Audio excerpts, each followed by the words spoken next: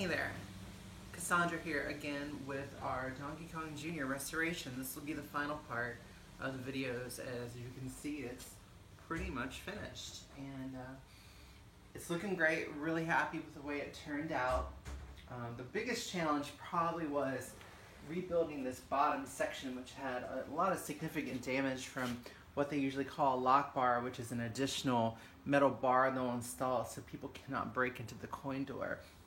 If you can remember correctly, all this was black from when it was the original game, which was Final Fight. So luckily the side laminate was in pretty good shape, and I was able to save most of it despite the massive amounts of touch-up work. But the front did significant restructuring and rebuilding and patching, and had to paint over top of multiple layers with some wet sanding, so it's back to what it originally should be. The coin door was completely replaced with new coin mechs. The coin door was also heavily damaged, not restorable. But if we look in here, we still have the original wooden coin door, which is always very quaint. Nintendo used these. This is really fun.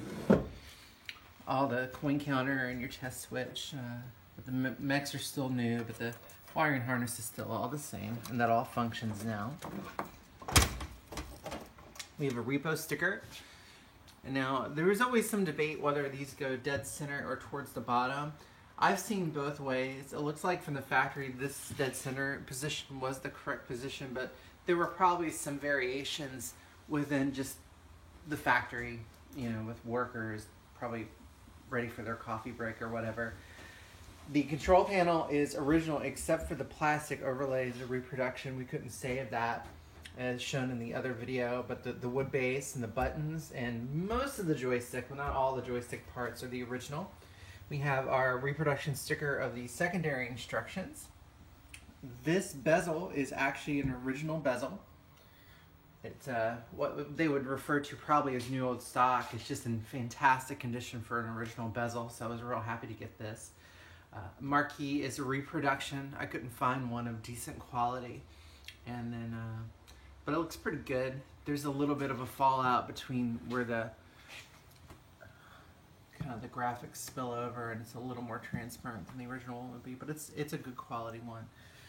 If we look on the side art is, I bought this at a company called Escape Pod that you can go online, and they do all sorts of reproduction artwork. And this particular Donkey Kong Jr. is one of those pieces of side art that often is printed incorrectly.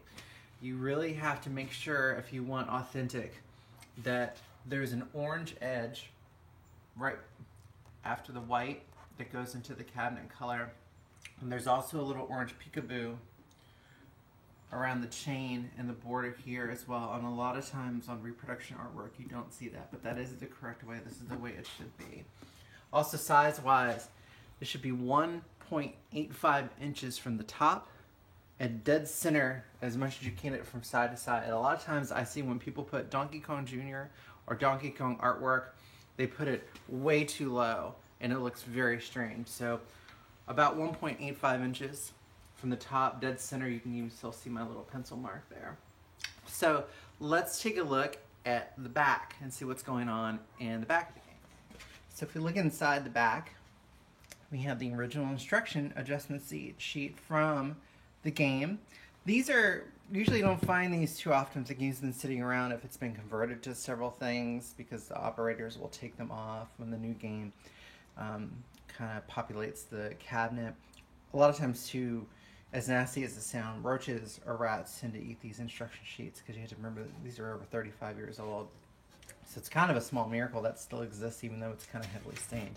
There's also a smaller one here, still about removing the circuit board. So that's kind of neat that that's still there. It's kind of, again, a small miracle when you find those things. Okay, when we look at our monitor, this is a Sanyo 20EZY from Sanyo, obviously, but these were made specifically for Nintendo's games. This one is a later version. This is not the original Donkey Kong Jr. one. At some point, I guess that one died, and the operator switched it out with this one, which was originally the top monitor for a Nintendo Punch-Out. And we can tell that from the burn-in more so than the model number. Now these monitors are a little different than the regular ones because they do include an inversion board. Nintendo boards, the classic era, they send an inverted signal to the monitor, unlike other, games from the era, like, classic Atari games or Midway games, which send a positive image. So since they send an inverted image, Sanyo didn't bother originally to put the circuitry on the board to deal with that. It just does its thing. But this small little inversion board that was added later to these monitors allow you to plug in a regular game. See, I don't know if you can see this, but it says like non-inverted and inverted into this little inversion board. So that's how you can always tell it's a later one of these Easy Y monitors. The problem with this monitor is a couple things that we ran into. Despite a massive rebuild to the chassis, and over half these parts are new, and I spent more time on this monitor than probably any monitor I have in a long time. We had two major issues. One issue is the actual gun that shoots red, green, and blue into the tube and then into the phosphorus of the actual screen. It's kind of weak and it needs to be recharged. It's just not a service, unfortunately, that's available in our area, and shipping a monitor like the tube off like this is kind of a disaster waiting to happen. Also, these are called convergence rings. And on the back of a tube, what these control are the purity of the image. The one towards the monitor circuit board here on the back, the neck board, this controls the position of the green items in relation to other items. These two in the center control red and blue and their relationship with each other. And Sanyo monitors are pretty red and blue centric. And these last ones control what they call purity, which is how evenly spread the color saturation is on the monitor and the position of the items on the monitor. Now these are important, usually set from the factory.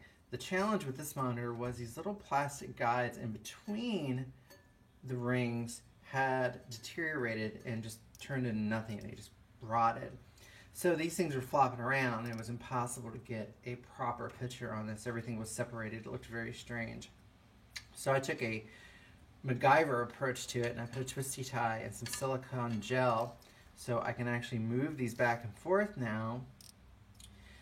Probably something that back in the 80s, if I had been an arcade technician, would have gotten fired for doing something like this because it's not ideal, but it does work. We have a new monitor on the way next month, and it's much more vivid than this one. So this will become our test bench monitor. It's still functional, just not quite the quality we would want in the game. If we go to the bottom here, what we see is we have our original 1982 circa Donkey Kong Jr. board. It's not running on an emulator or a multicade or anything. This is the real deal. I bought this board in a box of junk boards for $50 from an auction, and it works 100%. I haven't done anything to it. I haven't tried to fix it at all. The sound is a little squawky, so we're going to replace some of these capacitors here in the future, and that should get rid of some of the squawky noise we hear and some of the sound. Now, we're still hooked up to a JAMA interface. So this adapter allows me to plug in a classic Nintendo game, Donkey Kong Jr., Donkey Kong 3, into the JAMA interface, so I didn't have to change any of the wiring. That was intentional.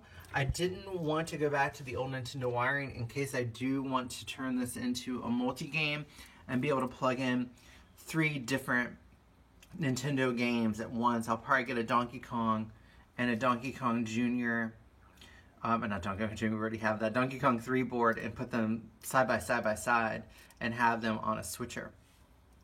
Now our cage, which originally would have held the board, is missing, unfortunately, so I just put a little 1x2 here, nailed it to the original platform, so that's not going anywhere now, which is great. Move the power supply up here. It's just a switching power supply. Modern power supply. These rarely fail. You have to be careful with Donkey Kong Jr. and make sure that your 5 volts is not too hot or your board will start doing weird things as well. One pet peeve I have when people restore arcade games is they never bother to clean out the bottom of the cabinet. And it's always full of dust and dead critters and things like that and miscellaneous whatever. Take some time, get the shop vac, and then wipe it down. It makes a big difference. These games can be kind of smelly if they've been sitting in a warehouse. So if they're going in somebody's house, you know, take some pride in your work. It's all about making a complete project here. So this is all nice and clean now with the original separator. This is where the original power supply would have been. We have our original Nintendo transformer still on the fuse panel, or the input panel I should say, and the original switch. So it all looks pretty good back here, nice, neat, and tidy, which is what you want. We can see that the monitors, even though it's starting to warm up slowly, it will get a little bit better than what you see right now, but it's kind of weak sauce. And the newer monitor coming in will be much more vivid and more correct. With the guns kind of dying, the problem is, or the challenge with this monitor is that the green gun is not really working, but the red and the blue are. So I can make this monitor pop, but with almost no green. And before you email and write me about transistors and stuff, I've been through all that. It's not any of that stuff. It is actually the gun that's not producing enough green. And the green that it does produce is really quite muddy. It's almost like a swamp green. So, but that will be resolved in time. And that's pretty much it. It was a super fun project. I was really, really happy the way it turned out. You know, we did an awful lot of work with paint and fill. Luckily, the cabinet was in really good condition, other than a few holes here and there on the side and the back.